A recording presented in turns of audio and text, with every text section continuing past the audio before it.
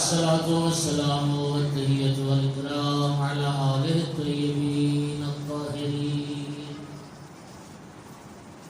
المعصومين المنتجبين المنتخبين المظلومين،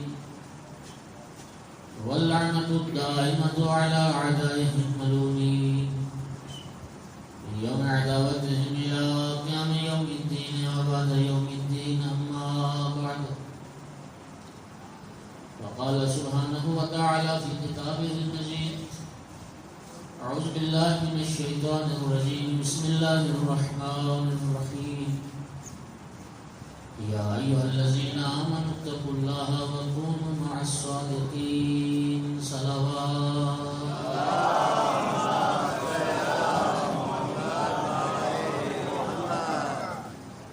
سامعین گرامی، قرآن مجید کی ایک معروف آیت مجیدہ ہے جو میں نے آپ کے سامنے تلاوت کی.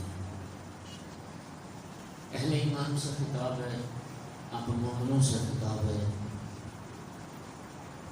رب کریم فرما رہا ہے کہ یا ایھا الذین آمنوا، اے ایمان والو، اے مومنو، اتقوا اللہ، تقوی الہی اختیار، متقی بنو، پرہیزگار، خوف خدا اپنے دل میں پیدا، وکونوا مع الصادقین، اور سچوں کے ساتھ ہو جاؤ. سامعین گرامی، قرآن معجزہ ہے، اور قرآن مجید کے جو لفظوں کی ترتیب ہے وہ بھی معجزہ ہے. اب ذرا اس میں دو حکم اللہ تعالیٰ نے اہل ایمان سے، اہل ایمان کو دو چیزوں کا حکم دیا ہے. ایک تو تقوی اختیار کرنے کا اللہ نے حکم دیا، دوسرا سچوں کے ساتھ ہونے کا اللہ نے حکم دیا. لیکن پہلا حکم کیا ہے؟ سچوں کے ساتھ ہو جاؤ.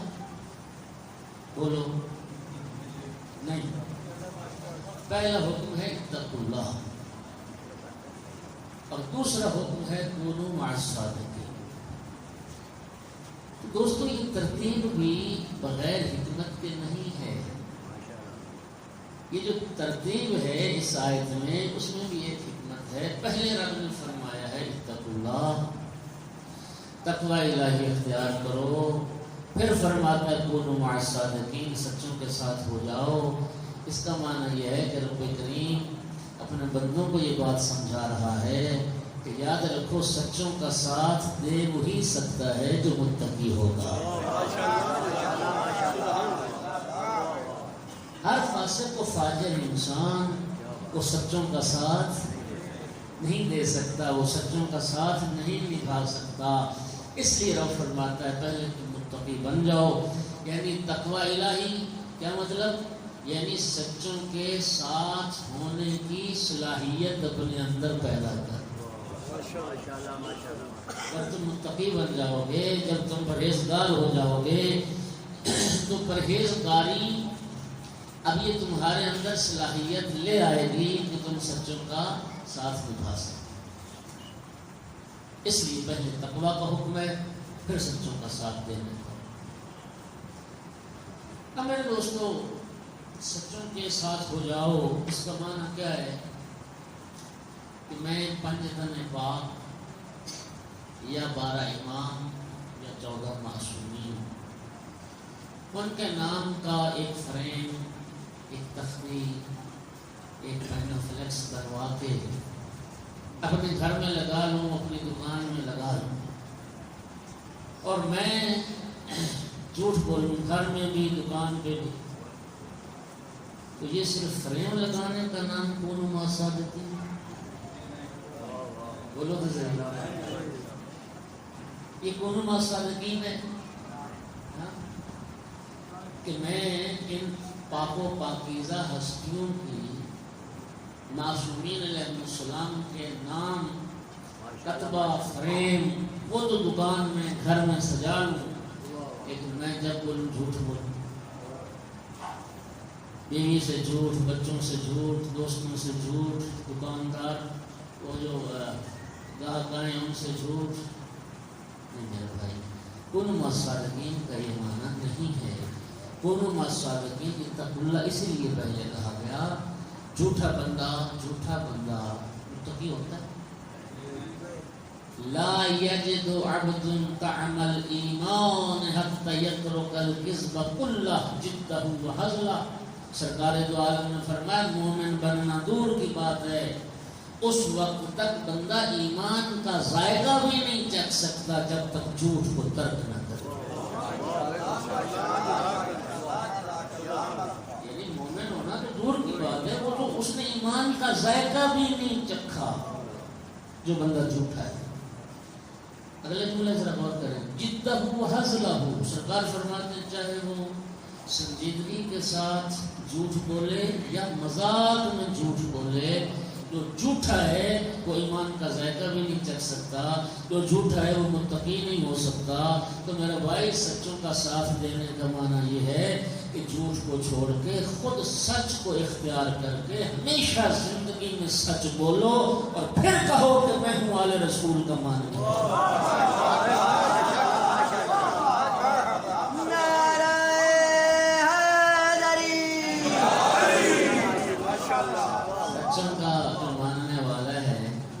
اس کو جھوٹ زیب نہیں دے.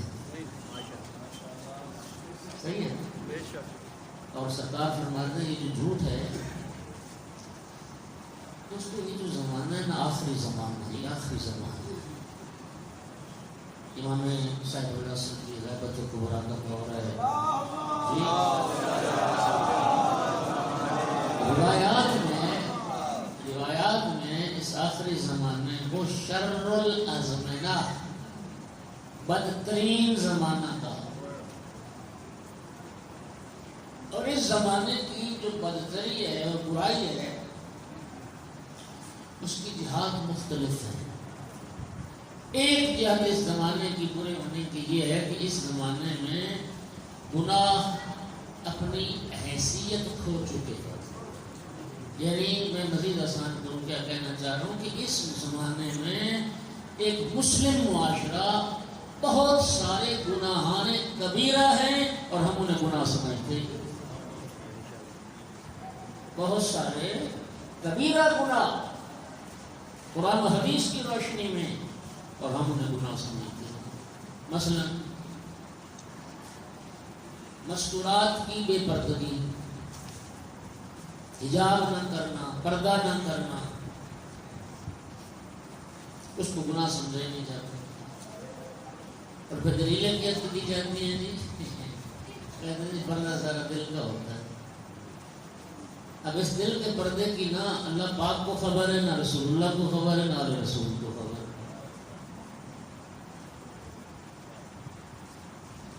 النظرۃ سهم مسموم من سهام ابلیس. سرکار دو عالم کی حدیث مبارک ہے کہ جو نظر ہوتی ہے نا، نظر یہ شیطان کے زہریلے تیروں میں سے ایک تیر ہے جو ہلاک کر دیتا ہے انسان. بے حجابی کو گناہ نہیں سمجھا جاتا، ماں باپ کی نافرمانی کو گناہ نہیں سمجھا جاتا. جوان اولاد، اور یہ گھر گھر کا مسئلہ ہے آج کے زمانے میں. ہر ماں باپ پریشان ہے، اولاد نافرمان، اولاد کہنا ہی نہیں مانتی، نہ بات کی، نہ ماں کی بات کی پرواہ، نہ باپ کی بات کی پرواہ. سید الانبیاء نے کیا فرمایا تھا؟ جو ماں باپ کا نافرمان ہے، جو ماں باپ کا کہنا نہیں مانتا، اسے عربی میں، اردو میں نافرمان کہتے ہیں، عربی میں اس کو آگ کہتے ہیں.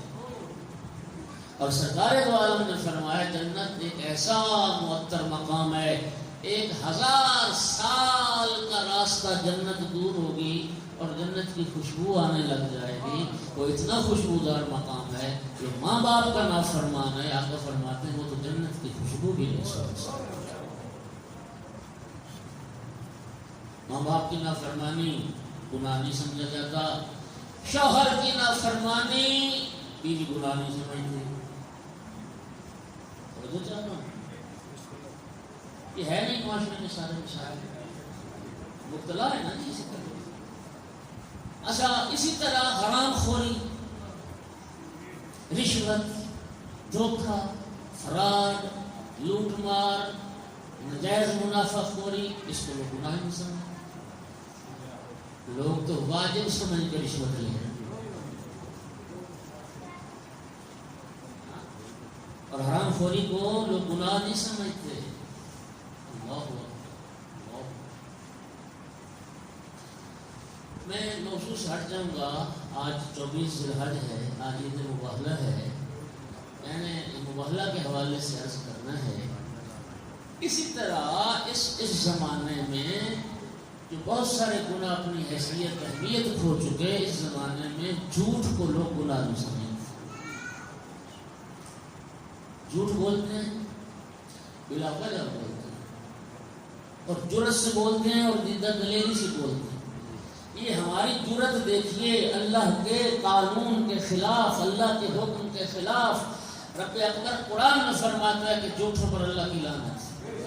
قرآن میں ہے لعنت اللہ الکاذبین، جھوٹوں پہ رب کی لعنت ہے. اور ہم یہ جانتے ہوئے بھی کہ جھوٹوں پہ اللہ نے لعنت کی ہے، ہماری جرت اور حوصلہ دیکھیے، ہم پھر بھی جھوٹ بول کے اللہ کی لعنت کو خرید کر. ہمارے دیکھیے حوصلے کتنے بڑھ گئے. یعنی ہمیں خوف نہیں، جھوٹ بولتے ہوئے ہمیں پرواہ تک نہیں ہے. ہونا تو یہ چاہیے تھا کہ جھوٹ کے نام پہ ہمارا جسم کانپ جاتا، ہم لرز کے رہ جاتے. اللہ کے غضب کو کون خریدے، اللہ کی لعنت کو کون خریدے؟ لیکن ہم جھوٹ بول کے خریدتے، بلا وجہ جھوٹ بولتے. موبائل لے کے آیا 10,000 کا، دوست نے پوچھا کتنے کا لیا؟ جی میں نے 25,000 کا لیا. 25 کا بتا کے کیا حاصل ہوا تجھے؟ ہاں ایک شے حاصل ہوئی تجھے، اور وہ ہے اللہ کی لعنت. صرف تو نے اللہ کا غضب خریدا ہے. جھوٹ بولنے سے تیرے دوست کی نگاہ میں تیرا مقام بلند ہو جائے گا. یہ ہے نا معاشرہ. جی 2,000 کا سوٹ لیا، بتا رہا 10,000 کا میرا سوٹ آیا. اللہ کی لعنت کو خرید.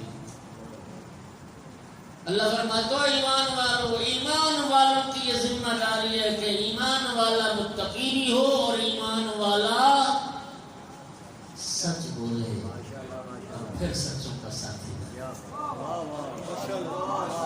جھوٹا بندہ سچوں کا ساتھی. سلوات تو پڑھ دیں سارے.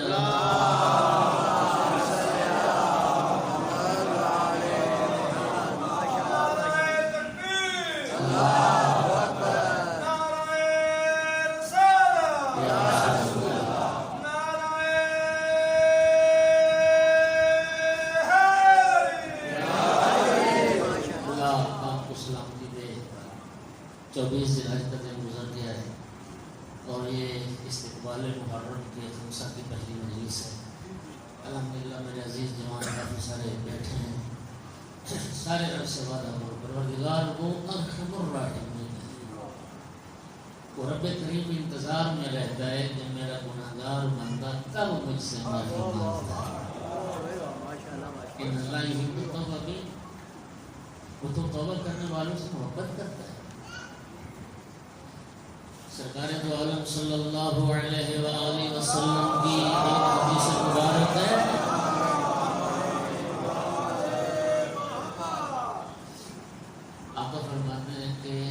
جنگل کا سفر، تاریک رات، اور اس تاریک رات میں جنگل کے سفر میں ڈاکہ پڑ گیا. مال و اسباب بھی تمہارا لٹ گیا، تمہارا زاد و رحلہ سواری گئی، زاد راہ گیا، سب کچھ لٹ گیا. تمہارے اہل و عیال کے زیورات ڈاکوؤں نے لوٹ لیے، سب کچھ لوٹ. کتنا پریشان ہوگا بندہ. 4 رات ہے، جنگل کا سفر ہے، سب کچھ لٹ گیا، نہ سواری نہ زاد راہ. پھر سرکار فرماتے اس عین پریشانی کے عالم میں تمہارا سارا لوٹا ہوا مال اسباب تمہیں واپس مل گیا، ایک پیسہ تمہارا ضائع نہیں ہوا. کتنی خوشی ہو. اور بندے کو چوری ڈاکہ مل جائے تو خوشی ہوتی ہے نا، تو شکر ہے میرا اللہ، میرا سارا مال مل گیا. اب سرکار فرماتے ہیں کہ اس بندے کو مال ملنے سے بھی اتنی خوشی نہیں ہوتی جتنی رحمان کو کسی گناہگار کے توبہ کرنے سے.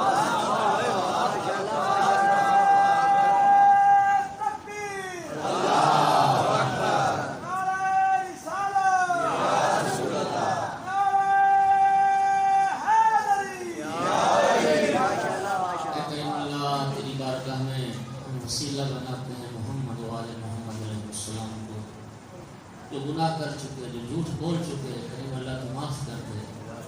اور آج مظلوم کربلا کی اس مجلس میں بیٹھ کے ہم یہ عہد اور وعدہ کرتے ہیں، یہ بارگاہ حسینیت ہے، ہم وعدہ کرتے ہیں کہ انشاءاللہ زندگی میں کبھی جھوٹ نہیں بولیں گے۔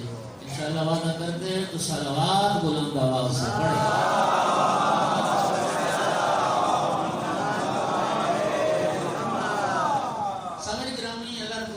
سچوں کا ساتھ دینے کا اور سچوں کے ساتھ ہونے کا حکم دیا۔ ہم عرض کریں گے پروردگار وہ سچے کون ہیں، ان سچوں کا تعارف تو کروا جن سچوں کے ساتھ ہونے کا تو ہمیں حکم دے۔ تو آئیے رب العزت نے قرآن میں جو سچوں کا تعارف کروایا ان سچوں کو تلاش کرتے ہیں قرآن سے۔ سرکار دو عالم صلی اللہ علیہ وآلہ وسلم نے جب ہجرت فرمائی یثرب کی طرف، تو مدینہ آنے کے بعد آقا نے مختلف سربراہان مملکت کو دعوت اسلام کے خطوط بھیجے۔ ایران کے کسریٰ کو خط لکھا، روم کے قیصر کو خط لکھا، شاہ حبشہ نجاشی کو خط لکھا، جی مختلف سربراہان مملکت اس وقت جتنی حکومتیں تھیں آقا نے سب کو خط لکھا۔ یہ بھی ایک موضوع ہے مجلس کا کہ یہ جو سربراہان مملکت کو خطوط لکھے وہ خطوط کی تحریر کیا تھی، پھر جب یہ خط پہنچا کسریٰ کا رد عمل کیا تھا، قیصر کا رد عمل کیا تھا، اور پھر ان کے رد عمل کے نتیجے میں پھر سرکار نے کیا فرمایا، یہ بھی پوری ایک مجلس ہے۔ لیکن اس کا وقت نہیں۔ نجران اس زمانے میں یمن اور سعودی عرب کا بارڈر ہے۔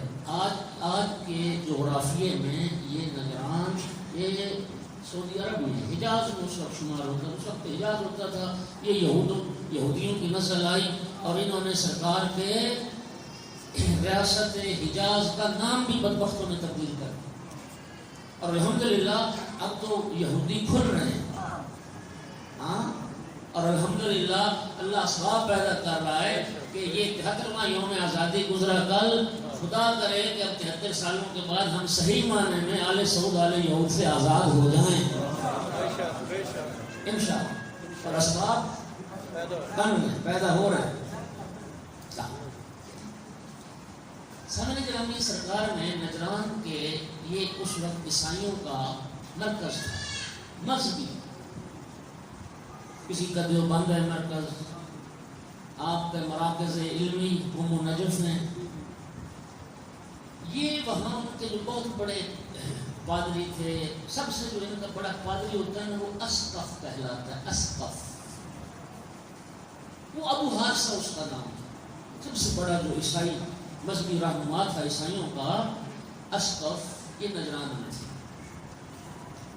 سرکار نے اس کو بھی خط لکھا، فرمایا کہ تم سلیب کی پوجا چھوڑ دو، میں تمہیں اسلام کی دعوت دیتا ہوں، میں تمہیں اللہ کی بندگی کی طرف دعوت دیتا ہوں۔ اور پھر سرکار نے فرمایا کہ تم دین اسلام کو قبول کرو، میں اللہ کی طرف سے رسول بن گیا، اور اگر تم دین اسلام کو قبول نہیں کرتے تو پھر تم جزیہ دینے کے لیے، کیونکہ اسلامی ریاست کے تم باشندے ہو، اسلام کو اگر قبول نہیں کرتے تو پھر کیا کرو، تمہیں سالانہ جزیہ دینا پڑے گا، اور اگر نہ اسلام قبول کرو اور نہ جزیہ دو گے پھر میں تم سے جنگ کروں۔ یہ سرکار نے ابو حارثہ کو بھی خط لکھا۔ یہ میں باتیں اس لیے کر رہا ہوں، میں سمجھتا ہوں مزاج کیا ہے قوم کا، میں ساری باتیں جانتا ہوں، لیکن اس مزاج نے قوم کو جاہل رکھا۔ اصل حقیقت، تاریخ، یہ چیزیں بھی تو آخر عوام تک پہنچنی چاہیے۔ آج آ کے ہمارے پاس، ہماری ملت کے پاس علم کا ذریعہ صرف ایک، یہی مجلس امام حسین علیہ السلام۔ اب آپ کی مرضی ہے کہ اس سے کتنا علم آپ دے سکتے ہیں اور آپ کتنا علم لے سکتے ہیں۔ اس لیے کہ اس بابا کے چکر سے تھوڑا سا ہٹ کے انسان معارف اور حقائق کی طرف بھی سفر کرے۔ صلوات تو پڑھیں ذرا صاحب.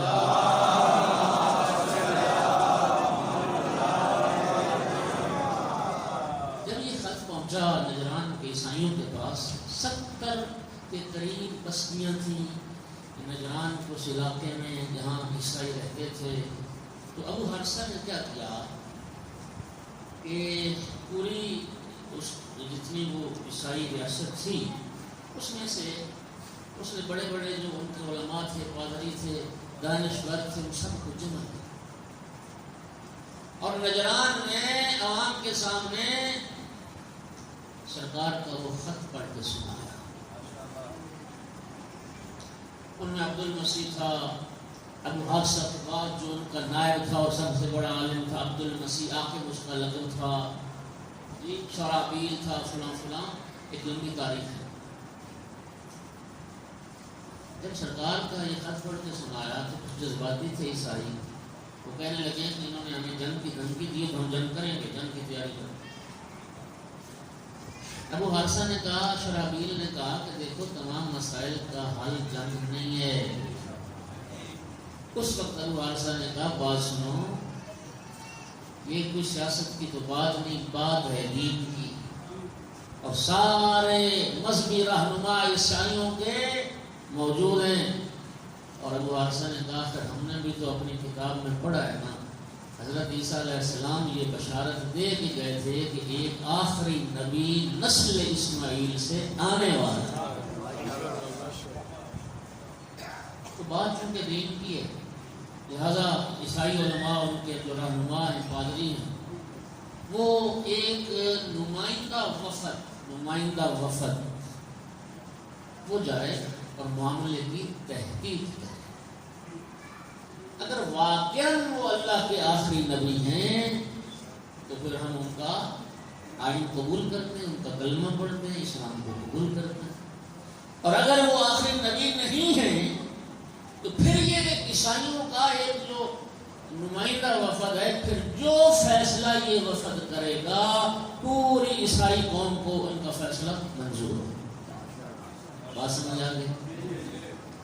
اب 70 پادری عیسائی دانشور یہ انہوں نے رفت سفر باندھا اور نجران سے مدینہ کی طرف چلے. اس میں جب یہ لوگ مدینہ پہنچے، انہوں نے وہاں آ کے لباس بدلے. انہوں نے سرکار دو عالم سے ملاقات کے لیے اسپیشلی لباس تیار کروائے، ریشم اور دیبا کے لباس، انتہائی قیمتی گراہن، سونے کی مالائیں، ہیرے جواہرات، سونے کی انگوٹھیوں میں بنے ہوئے اور سونے اور چاندی کی تاروں سے بنے ہوئے کمر بند، انتہائی شاہانہ ایک انداز سے انہوں نے اپنے آپ کو تیار کیا. اور یہ وفد سرکار دو عالم کی بارگاہ میں مسجد نبوی میں پہنچا، اور جب مسجد میں پہنچے تو آ کے آقا کو سلام کیا. جب انہوں نے سلام کیا تو سرکار دو عالم نے رخ انور پھیر دیا. سرکار نے ان کی طرف دھیان نہیں دیا، توجہ ہی نہیں کی، سلام کا جواب ہی نہیں دیا، مورد استقبال قرار نہیں دیا. سوچنے لگے کہ شاید سرکار نے ہماری سنی نہیں بات. دوسری طرف سے پھر سلام کیا، سرکار نے پھر اپنا رخ انور پھیر لیا. اب عیسائیوں کو یقین ہو گیا، توجہ، عیسائیوں کو یقین ہو گیا کہ جان بوجھ کے انہوں نے ہمارے سلام کا جواب نہیں دیا. اب یہ پریشان ہے کہ ہم نے تو مسلمانوں کے رسول کے اخلاق کے بڑے چرچے سنے اور ہمارے تو سلام کا جواب ہی نہیں دیا. تاریخ میں لکھا کہ عثمان بن عفان اور عبد الرحمن بن عوف یہ دو افراد وہ تھے کہ زمانہ جاہلیت میں ان سے بعض پادریوں کی جان پہچان تھی، وہ وہاں موجود تھے. تو یہ آگے عبد الرحمن بن عوف اور دوسرے بھائی کے پاس کہ ہم نے سرکار کو سلام کیا اور سرکار ہماری طرف توجہ نہیں کر رہے، ہمارے سلام کا جواب نہیں دے رہے، اس کی وجہ کیا ہو سکتی ہے؟ اب کہتے ہیں کہ اس میں تو کوئی شک نہیں، رب العزت نے فرمایا ہے انک لعلی خلق عظیم، ہمارا جو رسول ہے وہ عظیم اخلاق کی منزل پر فائز، سرکار کا اخلاق عظیم ہے، لیکن تمہارے سلام کا جو جواب نہیں دیا اس کی کیا وجہ ہو سکتی ہے یہ ہم نہیں بتا سکتے۔ اب میں ایک جملہ معترضہ سمجھتا ہوں، عبارت میں ایک آ جاتا ہے نا بریکٹ میں ایک بات، اب میں بریکٹ میں ایک بات کرنا ہے۔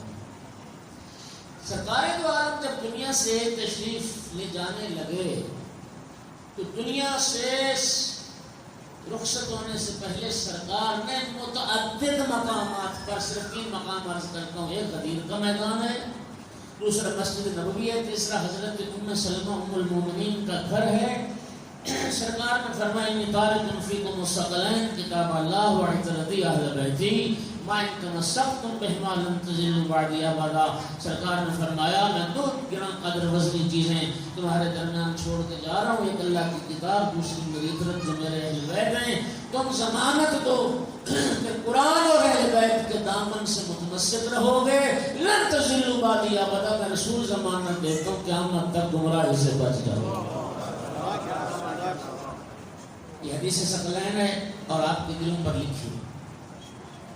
برادران کے ہاں ایک سلسلہ روایت ہے جس میں کہتے ہیں کہ ثقلین قرآن اور عترت نہیں ہے بلکہ ثقلین قرآن اور سنت پیغمبر ہے۔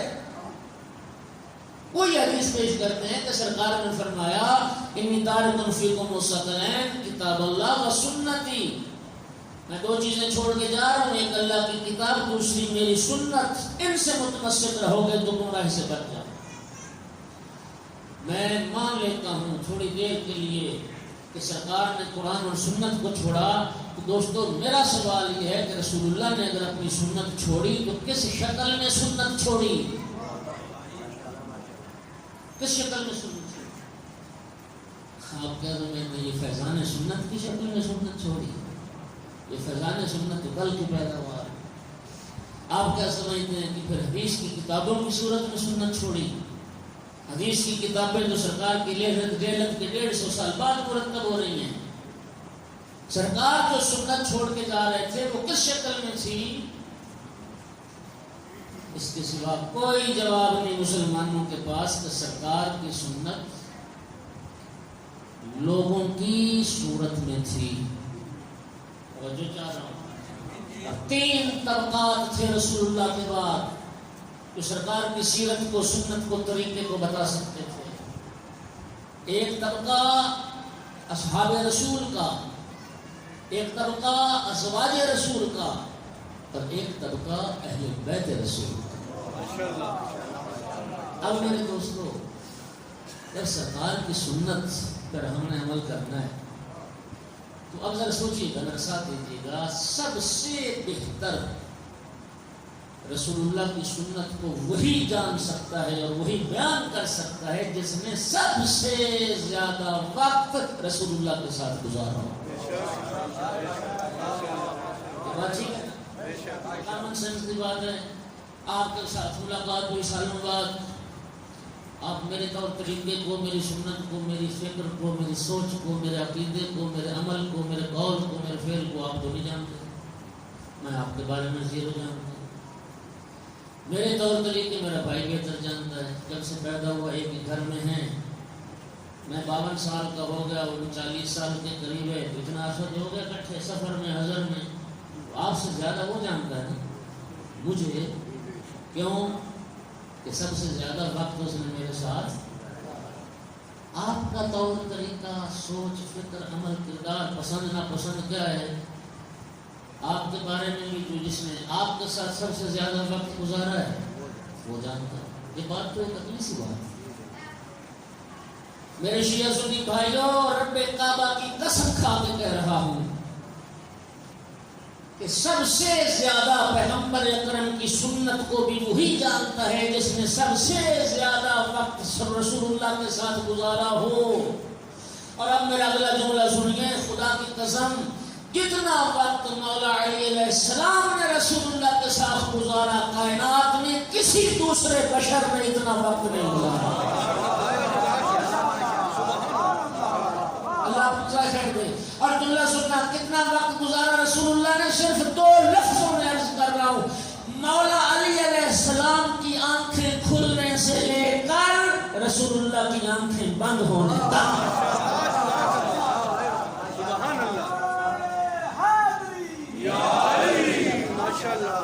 مولا امیر المومنین کی آنکھیں کھلنے سے لے کر سرکار دو عالم کی آنکھیں بند ہونے تک یہ ہستی سائے کی طرح سرکار دو عالم کے ساتھ رہی ہے.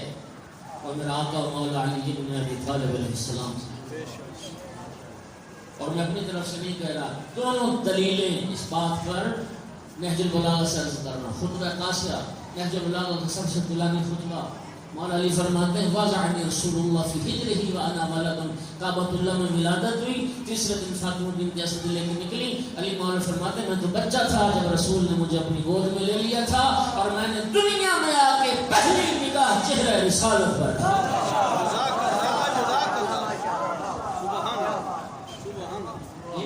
مولا علی علیہ السلام کی آنکھیں کھلنے سے لے کے سرکار دو عالم کی رحلت کے موقع پر خطبہ بھی نہج البلاغہ میں موجود ہے.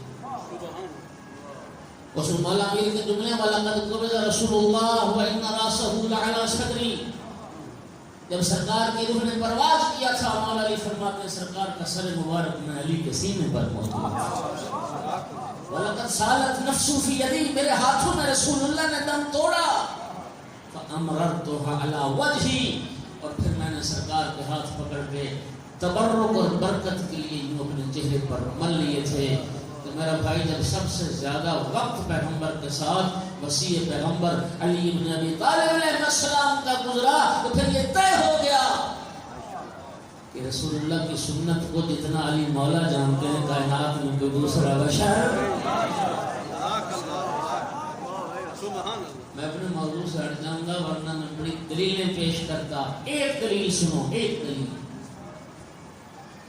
یہ جو نجران کی عیسائیوں کو سرکار نے سلام کا جواب نہ دیا, یہ بھی تو پیغمبر کی ایک سنت ہوگی. بولو, یہ تو سرکار کا ایک طریقہ ہے, سرکار کی ایک سنت ہے. اب وہ پریشان ہے, صحابہ سے پوچھ رہے, وہ کہتے ہیں ہمیں تو پتہ نہیں اس کی کیا وجہ ہو سکتی کہ سرکار نے جواب نہ دیا. ابو حارثہ, عبد المسیح اور ان کی جماعت کو جب جناب سلمان محمدی نے پریشان دیکھا, ابو حارثہ کا ہاتھ پکڑا اور ہاتھ پکڑ کے میرے آقا امیر المومنین علیہ السلام کے دروازے پہ لے کے آیا.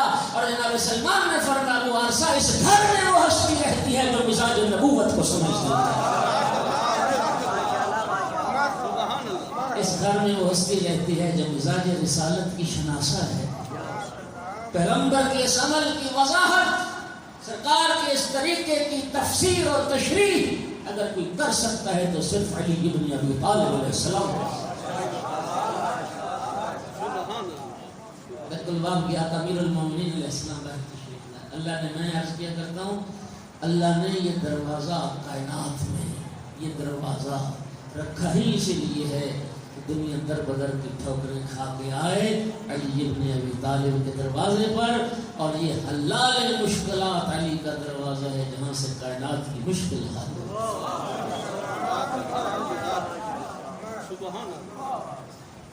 یا علی سرکار کی بارگاہ میں گئے ہیں, سلام کیا انہوں نے, ہمارے سلام کا جواب ہی نہیں کیا, وہ انور پھر لیا, اس کی کیا وجہ ہو سکتی ہے؟ مولا امیر المومنین علیہ السلام نے ان کے لباس پہ حلیت میں جب نگاہ کی, ریشم دیبا کے لباس ہیں, سونے کی مالائیں ہیں, اور قیمتی کمر بند ہیرے جواہرات سے مرصع, قیمتی مدینے, انگوٹھیاں. مولا امیر نے فرمایا یہی حلیت بنا کے گئے تھے, اسی لباس میں گئے تھے سرکار کی بارگاہ میں, جی اسی لباس میں گئے تھے. مولا امیر المومنین نے فرمایا یاد رکھو, تم تو پادری ہو, تم تو راہب ہو, تم تو تارک دنیا ہو, تم تو زائد فی دنیا ہو, تمہارا تو موری اور ٹاٹ کا لباس ہوتا ہے, کیا یہ ڈھونگ رچا ہے؟ جاؤ اپنا رہبوں والا لباس پہن کے جاؤ, پھر آقا کو سلام کرو, پھر دیکھتے ہیں جواب آتا ہے یا نہیں.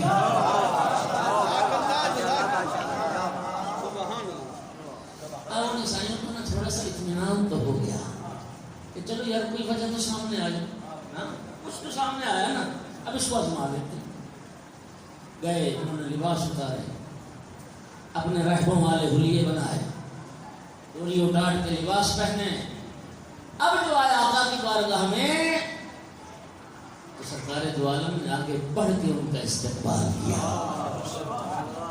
انہیں مورد تعظیم کرا دیا. اچھا سنیے، بچے کی بات سمجھ لیں.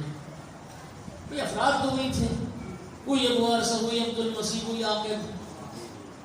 پہلے سرکار نے لفٹ نہیں کرائی، مورد توجہ قرار نہیں دیا، اب استقبال ہو رہا ہے. وجہ کیا ہے؟ صرف لباس لیا بدلا نا، بندے تو ہی تھے. سنیے اس میں راز کیا تھا. اس میں راز یہ تھا کہ اگر سرکار دو عالم ان کے اس پہلے والے حلیے میں جب سونے کے زیورات تھے اور ہیرے جواہرات کی انگوٹھیاں تھیں اور ریشم و دیبا کے لباس پہ اگر سرکار ان کا احترام کرتے، استقبال کرتے، قیامت تک عیسائیوں کی یہ غلط فہمی دور نہ ہوتی. دنیا کے عیسائی یہی سمجھتے رہتے کہ مسلمانوں کو جو رسول ہے وہ دنیا دار کی عزت کرتا ہے. مسلمانوں کا رسول سونے چاندی والے کی، پیسے والے کا احترام کرتا ہے. مسلمانوں کے رسول کی نگاہ میں دنیا دار کی عزت ہے. سرکار ان کی غلط فہمی کو دور کرنا چاہتے ہیں. اور اگلی بات بھی سن لیں، اگر دنیا کا کوئی بادشاہ، کوئی کیسر و کسریٰ اپنے شاہی لباس میں سرکار کے پاس آتے تو سرکار اسی لباس میں ان کی تعظیم کرتے. لیکن ان کا تو حلیہ سے تھا، اس غلط فہمی کو دور کرنا تھا. توجہ ہوگی. اب میں ایک جملہ کہنا چاہتا ہوں، یہ بھی ایک رسول اللہ کی سنت تھی. توجہ، اس کو مولا علی علیہ السلام کے سوا کوئی سمجھا، کوئی وضاحت نہ کر سکا. قوم شیعہ کا دماغ خراب نہیں ہے. ہم نے اگر رسول اللہ کے بعد اپنا سر مولا امیر المومنین کی دہلیز پر جھکایا تو اس کی کوئی وجہ ہے.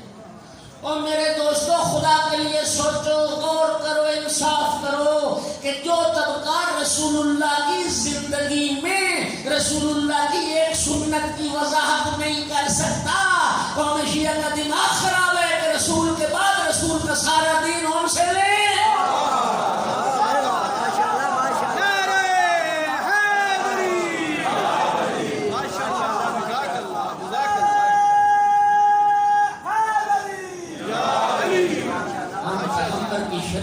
ہم پیغمبر کی سیرت، ہم پیغمبر کی سنت انہیں سے کیوں نہ پوچھیں جو ہستیاں رسول اللہ کی زندگی میں رسول کی سنت کی وضاحت کر سکتی ہیں، وہ رسول کے بعد بھی رسول کی سنت کو سمجھا سکتی ہیں.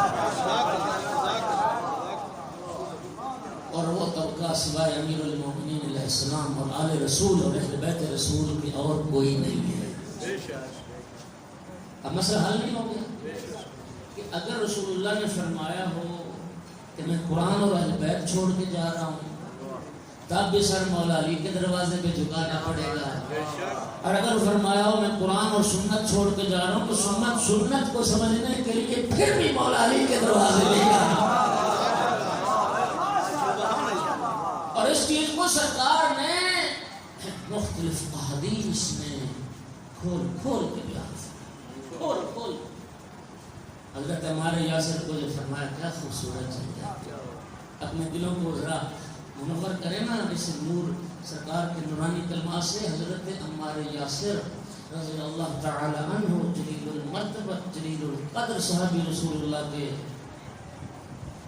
عمار کو فرمایا تھا نا عمار ستقتلک فئۃ باغیہ، عمار تجھے ایک باغی گروہ قتل کرے گا. رسول نے تو بتا دیا کہ عمار کے قاتل باغی ہیں، اب بھی تیرے دل میں باغی کی محبت ہے، پھر رسول کیا کرے. رسول نے تو فرما دیا تیرے دل سے محبت نہ جائے، اب بھی تو بے خطا اور بے رحا کے نعرے لگائے تو پھر تجھ پہ پھٹکار ہے. صلوات پڑھ محمد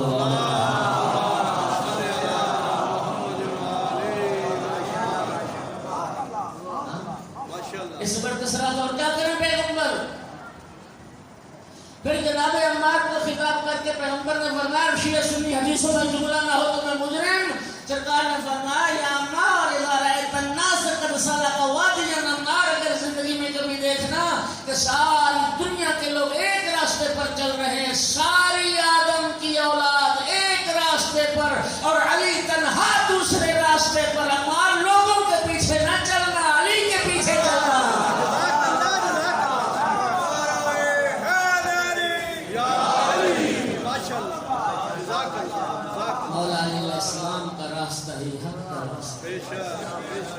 یہی راستہ ہے جو نماز میں کہتے ہو نا اہدنا الصراط المستقیم وصراط علی بن ابی،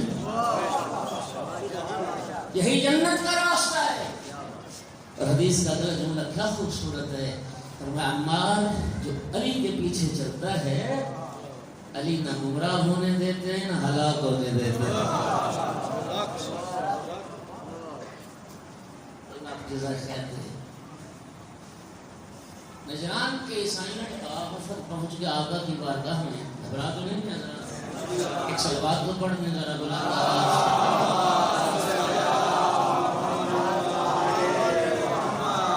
جب رات شروع ہوئے سرکار نے اسلام کی دعوت دی۔ سرکار نے فرمایا یہ صلیب پرستی چھوڑو، اور پھر سرکار نے توحید کی دعوت دی۔ توجہ، عیسیٰ اللہ کا بیٹا نہیں ہے، یہ تثلیث کا عقیدہ چھوڑو، تین خداؤں والا، یہ شرک ہے۔ سمجھ رہے ہیں عقیدہ تثلیث؟ اچھا پہلے تو جو باتیں ہوتی رہی جب حضرت عیسیٰ علیہ السلام کی جب بات آئی نا بیچ میں، اس پہ وہ عیسائی جو تھے وہ انہوں نے ہٹ دھرمی کا مظاہرہ کیا۔ انہوں نے کہا کہ ہم کیوں نہ اللہ کا بیٹا مانیں، اگر عیسیٰ اللہ کا بیٹا نہیں ہے تو پھر بتائیں عیسیٰ کا باپ کون ہے؟ یہ ان کی دلیل ہے، جس کا باپ نہیں پھر اس کو اللہ کا بیٹا مان لو، پھر وہ اس کا باپ ہوتا ہے۔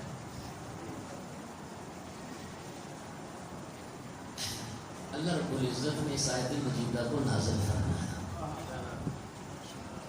وہ آیت کیا ہے؟ حبیب کہہ دو ان سے ان مثل عیسیٰ عند اللہ کمثل آدم خلقہ من تراب ثم قال له کن فیکون۔ محبوب ان سے کہو عیسیٰ کی مثال اللہ کے نزدیک آدم جیسی ہے۔ حضرت آدم کو اللہ نے مٹی سے خلق فرمایا اور رب نے کن فرمایا اور آدم بن گئے، آدم ہو گئے۔ کیا مضبوط دلیل تھی، سمجھیے ذرا دلیل کیا ہے؟ سرکار نے فرمایا کہ عیسیٰ کی ماں ہے باپ نہیں، جس کا صرف باپ نہیں اس کو اگر تم اللہ کا بیٹا کہتے ہو تو آدم کی تو نہ ماں ہے نہ باپ ہے۔ آدم کی نہ ماں ہے نہ باپ ہے، تو پھر حضرت آدم کو تو بطریق اولا اللہ کا بیٹا ہونا چاہیے، لیکن آدم کو تم بھی اللہ کا بیٹا نہیں کہتے۔ کتنی مضبوط دلیل تھی، آدم کو تم بھی اللہ کا بیٹا نہیں کہتے۔ عیسیٰ علیہ السلام کی مثال آدم جیسی، وہ ابن اللہ نہیں ہے، وہ عبداللہ ہیں، وہ نبی اللہ ہے، وہ اللہ کے رسول ہیں۔ اس پہ وہ ہٹ دھرم ہو گئے۔ میں نے کہا جی ہم پھر آپ کا دین قبول نہیں کرتے اگر آپ عیسیٰ علیہ السلام کو اللہ کا بیٹا نہیں مانتے۔ خدا کی قسم اس ہٹ دھرمی میں ہوئے ہوئے انسانوں کی ایک کثیر تعداد تو جہنم جائے گی، اسی ہٹ دھرمی کے نتیجے میں جائے گی، جو حق کے سامنے خاضع نہیں ہوتے، جو حق کو قبول نہیں کرتے، جو حق کے سامنے سر نہیں جھکاتے، اپنی ضد، اپنی انا، اپنے اس ہٹ دھرمی کی وجہ سے جہنم اکڑ گئے۔ اب یہ آیت مباہلہ جسے آپ کہتے ہیں یہ نازل ہوئی۔ وہ آیت کیا ہے؟ فمن حاجك فيه من بعد ما جاءك من العلم فقل تعالوا ندعو أبناءنا وأبناءكم ونساءنا ونساءكم وأنفسنا وأنفسكم ثم نبتهل فنجعل لعنة الله على الكاذبين۔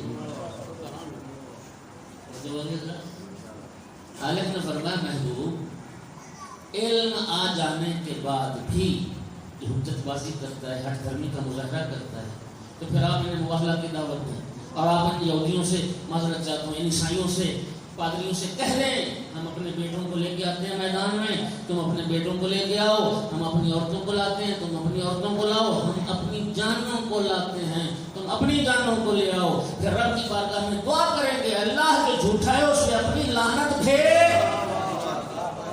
اپنا عذاب نازل کر. ذرا سمجھے من حاجک فیہ من بعد ما جاءک من العلم، علم آ جانے کے بعد بھی جو ہٹ دھرمی کا مظاہرہ کرتا ہے، علم آ جانے کے بعد. یہ علم قرآن کسے کہہ رہا ہے؟ وہ جو پہلے آیت آئی عیسیٰ کی مثال آدم جیسی ہے، خدا اسے علم کہہ رہا ہے. یہ بڑی علمی دلیل تھی، یہ دندان شکن ایک دلیل تھی ان کے نظریے کے خلاف، لیکن انہوں نے نہیں مانا. میرے انتہائی محترم سامعین قدردان بیٹھے، جملہ کہنا چاہتا ہوں. سید الانبیاء نے اپنی زندگی کے آخری ایام میں فرمایا تھا کاغذ قلم لاؤ، میں تمہیں ایک ایسا نوشتہ لکھ دوں کہ میرے بعد تم کبھی گمراہ نہیں ہونے پاؤ گے. کسی کہنے والے نے کہا حسبنا کتاب اللہ، ہمارے لیے اللہ کی کتاب کافی ہے. اب قرآن کہہ رہا ہے کہ یہ آیت، یہ قرآن ہے نا کہ عیسیٰ کی مثال آدم جیسی، اور اللہ خود فرما رہا ہے محبوب علم آ جانے کے بعد، قرآن کی آیت آ جانے کے بعد بھی جو ہر دھرمی کا مظاہرہ کرے انہیں مباہلہ کی دعوت دو. تو رب نے فیصلہ کر دیا جہاں قرآن نہ کافی ہو جائے وہاں پہ پھر اہل بیت کو میدان.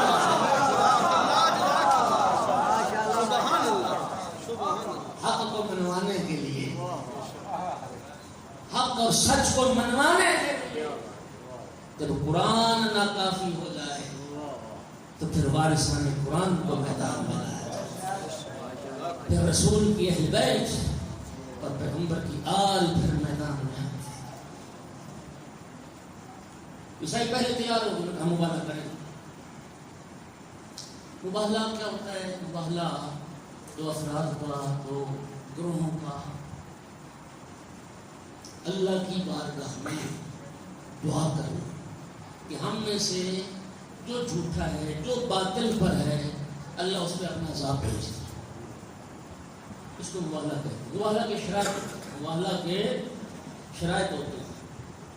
ایک تو مباہلہ کا جو ٹائم ہوتا ہے وہ بین الطلوعین کا ہوتا ہے. صبح صادق ہو گئی، اذانیں جب ہو جاتی ہیں اور آفتاب کے طلوع ہونے سے پہلے ہی ٹائم ہوتا ہے مباہلہ.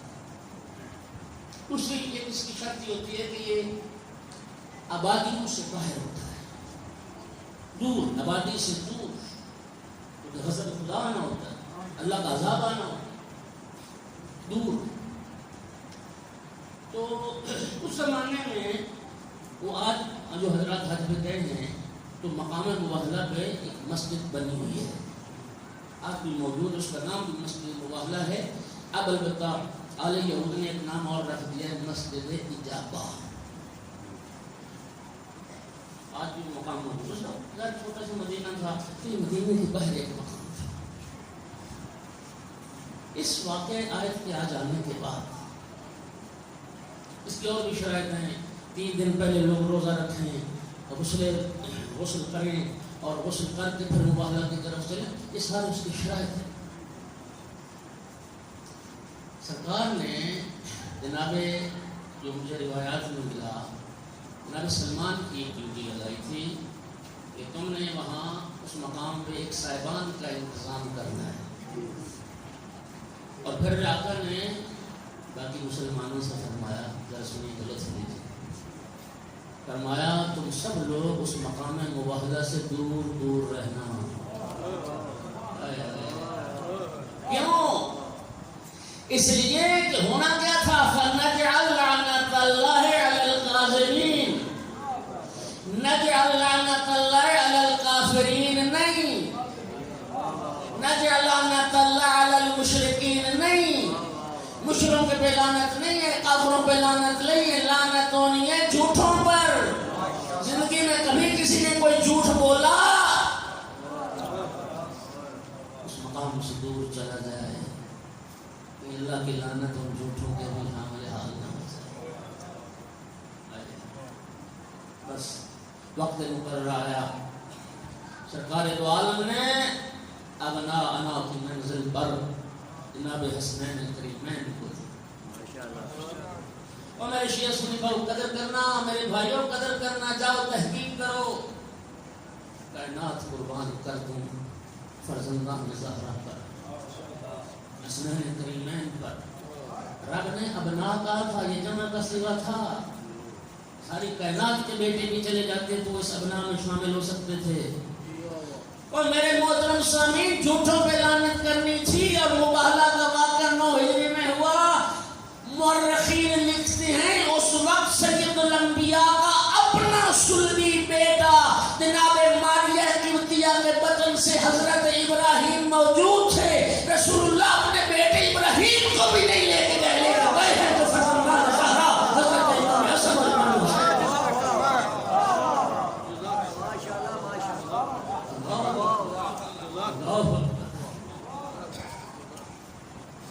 اپنے سلبی بیٹے ابراہیم کو بھی لے کے نہیں گئے. جناب حسنین کریمین علیہ السلام کو لے کے گئے. امام حسین علیہ السلام کو گود میں اٹھایا. امام حسن مجتبی علیہ السلام کو سرکار نے انگلی سے رکھا.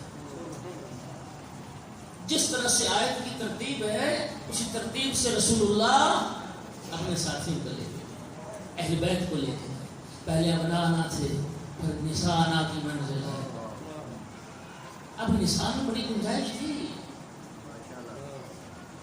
دیکھیے یہ لفظ نساء ہے، اس کا معنی عورت.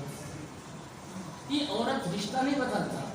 لفظ عورت یہ تو صرف جنس بتاتا ہے، مرد ہے عورت. بیٹی یہ رشتہ ہے، بیوی یہ رشتہ ہے، بہن، ماں، یہ رشتے ہیں. اگر ہم فرما دیتے نا، بنا دینا ہم تم اپنی بیٹیوں کو لے کے اور اپنی بیٹیوں کو لے کے آتے ہیں. مسلمانوں نے چیخ چیخ کے کانوں میں درد کر دینی تھی. انہوں نے کہنا تھا نہیں، مبالغہ میں اللہ نے صرف بیٹیوں کا ہی تقاضا کیا تھا، رسول بیٹی کو لے کے گئے، ورنہ اور بھی بڑی سچی تھی. رب نے تو بیٹی کی بات ہی نہیں کی، رب نے تو نساء کہا، عورت کہا. اب بیوی بھی جا سکتی تھی، اب بیٹی بھی جا سکتی تھی، لیکن سرکار دو عالم نے نساء آنا کی منزل پر صرف جناب صدیقہ کبریٰ فاطمہ الزہرا صلوات اللہ علیہا کو ساتھ لے جا کر کائنات پہ واضح کر دیا، کس نے یار صداقت پر میری بیٹی فائز ہے. کائنات کی کوئی دوسری عورت اس میں یار صداقت پر پوری نہیں ہوگی.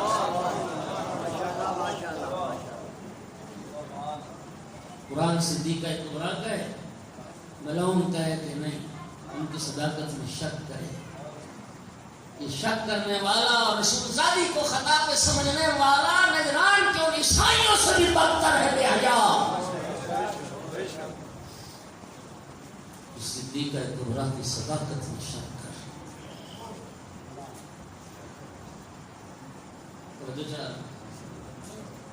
میں نے کہا جس طرح ترتیب تھی نا آیت کی، اسی ترتیب سے سرکار لے کے چلی. نساء کی منزل پر سیدہ طہرہ گئی، انفسنا کی منزل پر امیر المؤمنین علی بن ابی طالب علیہ السلام نفس رسول پر، نفس قرآن رسول کی جان پر. بھائی قصیدے میں پڑھ رہے تھے، کوئی سیدہ طہرہ رسالت و امامت کے حجاب میں چل رہی تھی. قسمت کبریٰ رسالت اور امامت کے حجاب میں چل رہی تھی. پتہ بیٹھ کر جملہ کہنے لگی، میرا نہیں ہے، کسی اہل علم کا جملہ ہے. سرکار کے نقش قدم پر سیدہ طہرہ کے قدم آ رہے تھے. توجہ چاہ رہا ہوں. انہوں نے فرمایا تھا اگر کائنات میں دیکھنا ہو کہ کوئی بیٹی باپ کے نقش قدم پر کیسے چلی تو میدان مباہلہ میں.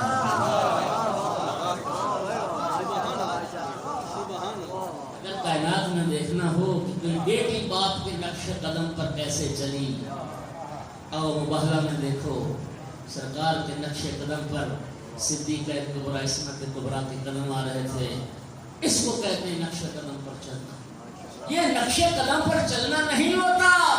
باپ میدان سے بھاگ جائے، بیٹی میدان میں ڈٹ جائے. صلوات پڑھو محمد و آلہ.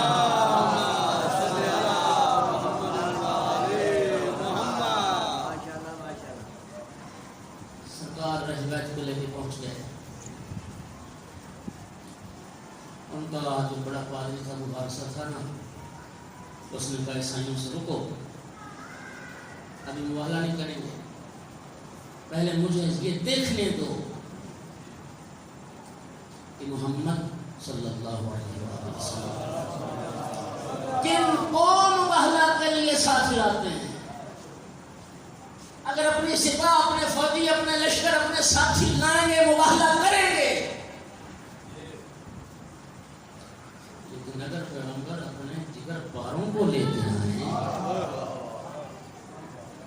تو پھر اس کا مطلب یہ ہے کہ انہیں اپنی صداقت پر اتنا یقین ہے کہ ذرا برابر بھی انہیں شک ہوتا تو اپنے جگر گوشوں کو میدان میں نہ لاتے۔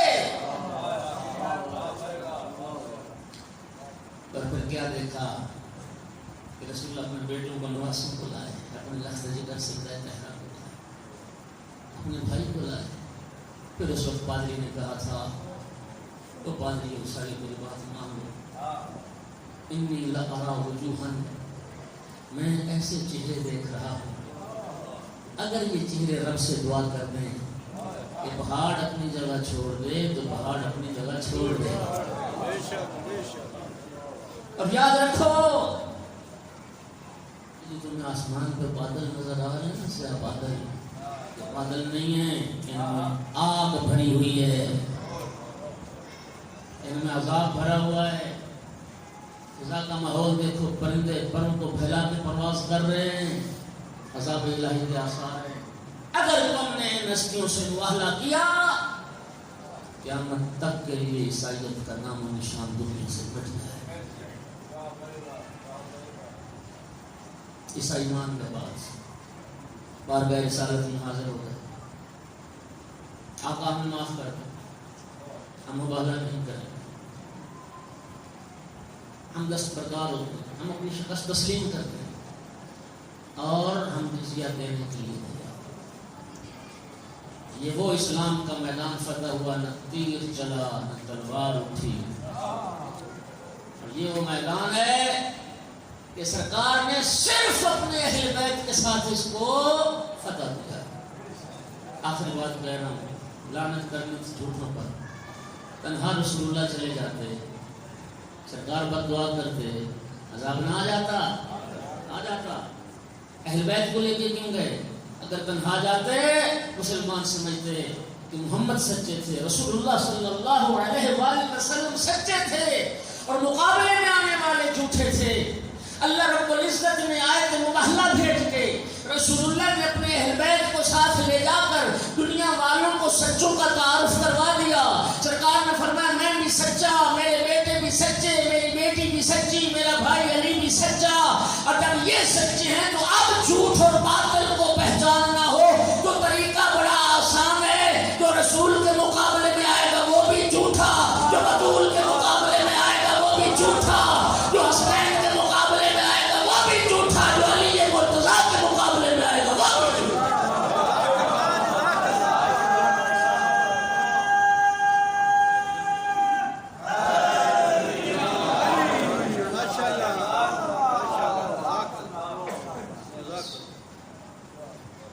ایام ایسا قریب ہے، اللہ کی قسم کیا کام ہے آپ، محرم میں 5 دن رہتے ہیں، محرم کا استقبال کر آزاد خانے سجا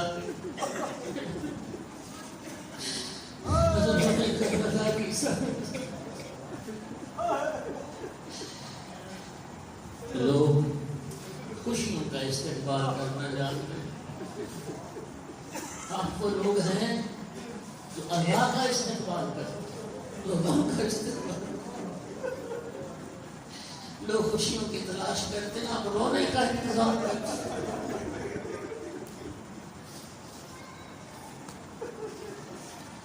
28 رجب کو امام حسین علیہ السلام نے مدینہ چھوڑا تھا، نانا کے دین کو بچانے کی خاطر۔ بس صرف 2 جملے میں جماعتیں درج کر سکتا ہوں۔ نانا کی قبر پہ آئے سلام آخر کے لیے نوافل ادا کیے، نانا کو سلام کیے، اور پھر قبر پیغمبر پہ ہاتھ رکھ کے امام حسین علیہ السلام نے جملے فرمائے اللہم ان ھذا قبر نبیک وانا ابن بنت نبیک، میرا اللہ یہ تیرے نبی کی قبر ہے اور میں تیرے نبی کی بیٹی کا بیٹا حسین۔ اللہم اختر لی ما هو لک رضا ولرسولک رضا، میرا اللہ میرے اس عمل کو اختیار کر جس میں تیری بھی رضا ہو، جس میں تیرے رسول کی بھی رضا ہو۔ امام حسین علیہ السلام نے مدینے سے چلتے وقت یہ اعلان کر دیا کہ میرا قیام، میرا اقدام وہ ہے جس پہ اللہ بھی راضی ہے، جس پہ اللہ کا رسول بھی راضی ہے۔ تیاریاں ہونے لگی۔ جب امام حسین علیہ السلام کے مدینہ چھوڑنے کی اطلاع پھیل گئی بنی ہاشم کے گھرانے میں،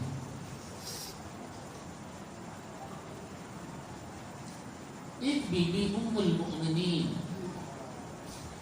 جناب ام سلمہ، یہ وہ بی بی ہے جس نے امام حسین علیہ السلام کو بچوں کی طرح پالا، اولاد کی طرح۔ مولا حسین علیہ السلام کے قریب آ کے فرمایا حسین بیٹا، میں نے سنا ہے کہ تو مدینہ چھوڑ کے جا رہا ہے۔ جی نانی اماں، میں عازم سفر ہوں۔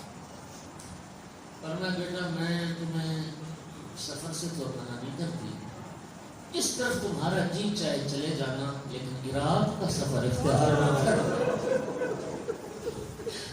عراق نہ جانا کیوں نانی اماں؟ فرمایا حسین بیٹا میں نے تیرے نانا سے سنا ہے عراق پر ایک سرزمین جسے کربلا کہتے ہیں، اور تمہارے نانا نے فرمایا تھا میرا بیٹا حسین سرزمین کربلا پر بلا جرم و خطا بھوکا پیاسا ذبح کیا جائے گا۔ بیٹا کربلا کا سفر اختیار نہ کرنا، اور بیٹا تمہارے نانا نے مجھے کربلا کی خاک بھی دی ہے، اور وہ کربلا کی خاک میرے پاس محفوظ ہے۔ اس وقت عرض کی نانی اماں یہ سفر تقدیر الہی ہے، یہ سفر مجھے کرنا ہے، لیکن نانی اماں میرے نانا نے جو آپ کو کربلا کی خبر دی ہے، اگر آپ چاہیں نا تو میں آپ کو کربلا دکھا سکتا ہوں۔ تو ملیوں فضا میں امام حسین علیہ السلام کو اور عرض کی نانی اماں میری دو ملیوں کے درمیان دیکھیے، سرزمین کربلا سمٹ کے سامنے آ گئی۔ مولا مظلوم کربلا نے پھر اس سرزمین کربلا کا تعارف کروانا شروع کیا، اپنے ایک ایک شہید کی مقتل کا اعجاز امامت دکھا دی۔ نانی اماں وہ دیکھ رہی ہیں کہ فرات کا کنارہ ہے، یہ وہ مقام ہے جہاں میرے بھائی عباس کے بازو میں نانی اماں وہ مقام ہے جہاں میرے علی اکبر کے کلیجے میں مرچی لگے گی، نانی وہ مقام ہے جہاں میرا قاسم پہوار ہوگا، نانی یہ وہ مقام ہے جہاں ششمہ ہے کہ گلے میں تیر پہ وصل ہوگا۔ پھر ایک گودال دکھایا، نانی یہ وہ مقام ہے جہاں میں زین زنجنا سے اتروں گا۔ پھر امام مظلوم نے اجازت امامت سے مٹھی خاک کی اٹھائی اور نانی کے حوالے کی، نانی اماں جہاں میرے نانا کی دی ہوئی خاک رکھی ہے، اس خاک کو بھی اس خاک میں شامل کر دیجیے۔ نانی اماں اگر یہ بات بھی سن لیں، جب تک یہ خاک رہے گی نہ سمجھنا آپ کا حسین زندہ ہے، اور جس دن یہ خاک ہونے تازہ میں بدل جائے سمجھنا آپ کا حسین مارا گیا۔ بس نانی کو تسلی دی۔ اب بنی ہاشم کے گھرانے کی دوسری باعزت عظمت بی بی امام حسین علیہ السلام کی پھوپھی جناب ام ہانی، یہ سارے چلتے ہوئے قریب آئی۔ آپ نے فرمایا حسین بیٹا میں نے سنا ہے کہ تو عازم سفر ہے۔ جی پھوپھی اماں میں سفر پہ جا رہا ہوں۔ فرمایا بیٹا کچھ دنوں کے لیے سفر ملتوی نہیں کر دیتا؟ کہ پھوپھی اماں کیا ہوا؟ جناب ام ہانی فرماتی حسین بیٹا میں نے آل محمد کے گھرانے میں ایک عجیب دستور دیکھا ہے، جب بھی آل محمد کے گھرانے پہ مصیبت آئی ہے نا تو میں نے جنوں پر نوحہ سنا، قوم جنوں کی، قوم جنات کی جو عورتیں ہیں ان کے گریے کی صدائیں، ان کے نوحر ماتم کی صدائیں میں سنتی ہوں۔ بیٹا تیرے نانا کا جو جنازہ اٹھا تھا، قوم جنات کی عورتوں نے گریہ کیا، تیری ماں زہرا کا جنازہ اٹھا، قوم جنات کی عورتوں نے گریہ کیا، پھر تمہارے بابا کا جنازہ اٹھا، تیرے بھائی کا جنازہ اٹھا۔ حسین بیٹا آج پھر میں اسی قوم جنات کی عورتوں کا نوبہ سن رہی ہوں۔ بیٹا تو عازم سفر ہے، میرا دل ڈر رہا ہے کہ آل محمد کے گھرانے پہ کوئی مصیبت تو نہیں آنے والی۔ پھوپھی کو بھی حوصلہ دیا، سہارا دیا۔ بس عزادارو، ودا کے لیے امام حسین نانا کی قبر پہ ایک ودا نہیں۔ جو حضرات حج کر چکے ہیں نا، الحمدللہ 10-12 مرتبہ رب نے مجھے سعادت بخشی ہے۔ میں ہر سال کا گواہ ہوں۔ حاجی جب حج کے لیے جاتے ہیں 8 دن مدینہ میں قیام کرتے ہیں، خدا جانتا ہے یہ میرا چشمگیر مشاہدہ ہے، جس آخری دن مدینہ سے پھر نکلتے ہیں نا حاجی، خدا جانتے ہیں بس میں سے پردے شیشے ہٹا دیتے ہیں، بار بار روزہ رسول کی طرف آنکھوں میں آنسو ہوتے ہیں، زبان بے ذات پروردگار پتہ نہیں پھر کب آنا نصیب ہو، پروردگار ہم جا رہے ہیں مدینہ چھوڑ کے، پھر کب آنا نصیب ہوگا۔ پلٹ پلٹ کے جب تک روزہ رسول اور مسجد نبوی کے کنار نظر آتے رہتے ہیں، ہر آدمی پلٹ پلٹ کے دیکھتا رہتا ہے۔ اللہ جانتا ہے نانا کی قبر پہ ودا کے لیے سلام کرتے تھے، جب دروازے تک پہنچتے تھے پھر پلٹ آتے تھے، سلام کرتے تھے، نانا کی قبر کو سینے سے لگاتے تھے، پھر دروازے تک پہنچتے تھے پھر پلٹ آتے تھے۔ نانا تیری امت اب مجھے مدینے میں رہنے اللہ اکبر، اجرکم علی اللہ۔ بس حضرت نانا کا ودا کیا، سلام آخر کرنے کے بعد اب جنت البقیع کا رخ کیا، اپنے بھائی حسن مجتبیٰ کی قبر سے گیا۔ بھیا میرا سلام آخر قبول کیجیے، بھیا میں آپ کی قبر کو چھوڑ کے جا رہا ہوں۔ نانا کا سلام ہو گیا، بھائی کا سلام ہو گیا۔ اور باب مقاتل نے لکھا کہ جب جا رہے تھے نا نانا کی قبر پہ اور بھائی کی قبر پہ، امام حسین علیہ السلام بڑے وقار سے چل رہے تھے، بڑے اطمینان سے چل رہے تھے، گویا عظمت کا پہاڑ جا رہا ہو، تھم تھم کے قدم رکھتے ہوئے۔ لیکن امام مجتبیٰ بھائی کو سلام کرنے کے بعد جب رخ کیا نا ماں زہرا کی قبر کا، باب مقاتل لکھا پھر امام حسین یوں دوڑ کے ماں کی قبر پہ گئے، جیسے بچہ دوڑ کے ماں کے دامن سے لپٹ جاتا ہے اور خود کو قبر پہ گرا کے السلام علیکم یا اماں، ماں میرا آخری سلام ہو۔ بس میرا بیان تمام ہوا۔ 3 جواب آئے قبر زہرا سے جب ماں کو سلام کیا۔ پہلا جواب تھا علیک السلام یا غریب الام، او ماں کا پردیسی بیٹا میرا بھی سلام۔ دوسرا جواب تھا علیک السلام یا عطشان الام، ماں کا پیاسا بیٹا میرا بھی سلام۔ اور تیسرا جواب تھا سن پاؤ گے ایسا درد بھرا جواب، علیک السلام یا سوکان الام، گھوڑوں کے سوؤں گلے روکا رہنے والے حسین، او میرا پامال ہو جانے والا حسین، ماں کا بھی سلام۔ الا لعنت اللہ علی القوم الظالمین۔